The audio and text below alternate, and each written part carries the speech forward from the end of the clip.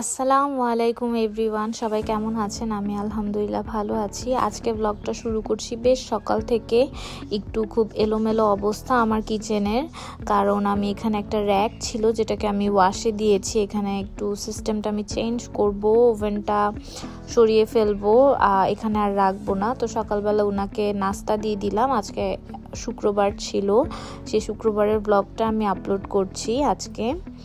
আর এই যে সকালবেলা ওনার জন্য ওটস করেছি, আর এই যে কলা দিয়ে উনি ওটস খাবে। আর আমি তো চা বানিয়ে নিয়েছি, আর এই যে কলা কেটে দিয়ে দিলাম। আর আমাদের দুজনের জন্য আজকে দুধ চা করেছি, রং চা করিনি, চিনি ছাড়া আছে চাটা। তারপর উনি নিউজ পেপার দেখেন কলা কিভাবে উল্টাপাল্টা এলোমেলো করে রেখেছে। আমি এগুলো এখন ভাবতেছি পেঁপেটা আমি কাটার জন্য দিব বুয়াকে, তো এটাই নিয়ে যাচ্ছিলাম। পরে অবশ্য পেঁপেটা কাটা হয়নি, মানে আমার খালা বলল আরও একদিন রাখলে ভালো হবে। আর এগুলো আমি ওয়াশ করে রাত্রেবেলা রেখে দিয়েছিলাম নিউজ পেপারের উপরে। এখন এগুলো রাখছি, আমি এগুলো ওয়াশ করেই রাখি, কারণ রান্নার সময় তাহলে আর দেরি হয় না, একটা একটা করে ধুবো, আলাদা করব, এটা ওইটা, এরকম একটা ঝামেলার হাত থেকে বাঁচার জন্য। তো উনি এই যে গোসল টোসল করে মানে নামাজ পড়ে আসলো, নামাজ পড়ার সময় আবার কিছু ফ্রুটস উনি নিয়ে আসলো। আর কি আমি লাইটটা ছাড়লাম, এই যে দেখেন উনি আবার কতগুলো উনি ডাব এনেছে। আমি এটা দেখে অনেক অবাক হলাম যে বাসায় ডাব তো ছিলই, সরি ডাব না, আবার এনেছে হচ্ছে গিয়ে পেঁপে তো ছিলই, তারপর একটা ডাবও নিয়ে এসেছিল, ওইটার জন্যই আসলে ভুলে ডাব বলে ফেলেছি। আর মালটা এনেছে কিছু।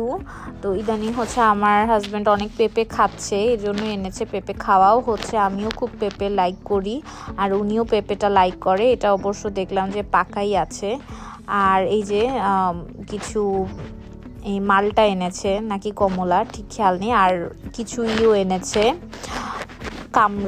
কামরাঙ্গা বলে যেটাকে, নাকি আমরা এনেছে। ফল সম্পর্কে আমি খুব কম বুঝি, আমাকে মানে আমি মাফ চেয়ে নিচ্ছি সবার কাছে। আর এই যে আমি একটু ভেজিটেবলস মানে ওনার জন্য একটু জাউ ভাত করেছি, ওনার বললাম না যে একটু পেটটা খারাপ যাচ্ছে এই জন্য। আর এখানে ভেজিটেবলস ছিল দেখে আমি ভাবলাম একটু ভেজিটেবলসও করে ফেলি। আর আমার যে বাসার খালা আছে ওনার শরীরটা একটু খারাপ, এই জন্যই আসলে আমি রান্নাঘরে ঢুকেছি, না হলে রান্না অত একটা আমি এখন করি না। আর আজকে ভার্সিটিটাও অফ ছিল, এখন তো শুক্রবার ভার্সিটি অফ পাচ্ছি, নেক্সট সেমিস্টার থেকে হয়তো আমার শুক্রবারও ক্লাস থাকবে, তখন একটু ঝামেলা হয়ে যাবে, শুক্র শনি 2 দিনই ক্লাস থাকবে। ওনার জন্য যে জাউ ভাতটা করেছি ওটা আমি নামিয়ে ফেলছি একটা বাটিতে, বেশ গরম গরমই নামাচ্ছি, উনি এসে যেন খেতে পারে, মানে দুপুরে যেন আমরা ঠিক মতো খেতে পারি আর কি। তারপর একটা ভেজিটেবলস করার জন্য আমি যে পেঁপেটা কেটে নিয়েছি, একটু আগে লাউ কেটেছি, লাউয়ের থেকে এখানে একটু পেঁপেও দিব, আর গাজরটাও কেটে রেখেছি। গ্রেটার তো আছেই, কাটতে খুব শক্ত ছিল, পেঁপেটাও বেশ বড় ছিল, যেহেতু শীতকালে তো সব কিছুই একটু ভালো পাওয়া যায়, ফ্রেশ পাওয়া যায়, এই জন্যই আর কি। খুব শক্তই ছিল, আমার ভালোই প্রেশার দিতে হয়েছে। আর আমি গ্রেটার দিয়ে পেঁপেটা কাটার চেষ্টা করছি, কারণ এটা দিয়ে কাটলে খুব সুন্দর ডিজাইনও হয় আর কাটতেও খুব সুবিধা হয়। আর যারা আমার এই পেজে বা চ্যানেলে নতুন, আমার ভিডিওটা নতুন দেখছেন, প্লিজ কষ্ট করে একটু লাইক করে দিবেন। আর আমার সাথে থাকার জন্য আমার যে সাবস্ক্রাইব বাটনটা আছে সেটাকে প্রেস করে দিবেন, একটাই রিকোয়েস্ট আপনাদের কাছে। আর আমার কথায় ছোটোখাটো ভুল ত্রুটি আমাকে মাফ করে দিবেন, কথায় অনেকের ভুল হয়ই, এটা খুব স্বাভাবিক, একটা কিছু বলতে নিলে ভুল হয়েই যায়, আমি তো অনেক কথাই ভুল করি, আমি জানি, সেটাতে আপনারা মনে কোনো কিছু কষ্ট নেবেন না। আর আমি হচ্ছে গিয়ে সবজিগুলো একটু ভাপ দিয়ে নিব দেখে একটু পানিটা গরম করে নিচ্ছি। আমি কখনো ভেজিটেবলস ভাপ দিয়ে নেই না, কিন্তু আজকে হঠাৎ করে মনে হলো একটু ভেজিটেবলসটা ভাপ দিয়ে নেই, কারণ ভেজিটেবলসটা একটু শক্তই ছিল। আর একটাতে দুধ জাল করতে দিয়েছি, আর একটা হচ্ছে ভেজিটেবলস, এটা করে আমি এই ভেজিটেবলসটা রান্না করি, আমি চটজলদি শাওয়ারটা করে ফেলবো।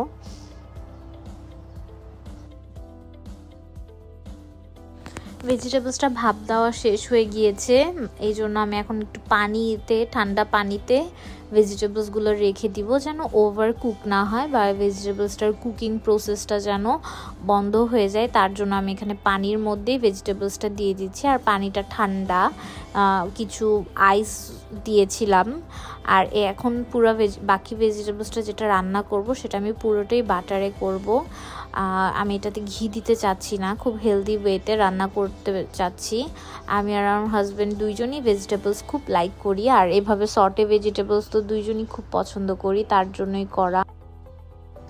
আর আমার এখানে বাসার যে খালা উনি হঠাৎ করে সিক হয়ে গিয়েছে, তাই আমি নিজেই ওনার জন্য 2টা রুটি ছেঁকে দিলাম আর একটা ডিম পোস্ট করে দিলাম। আর ভাজি ছিলই, সকালের নাস্তায় আমরা যে ভাজি বানিয়ে রাখি ওটা ছিল, ওভেনে গরম করে ওনাকে দিলাম।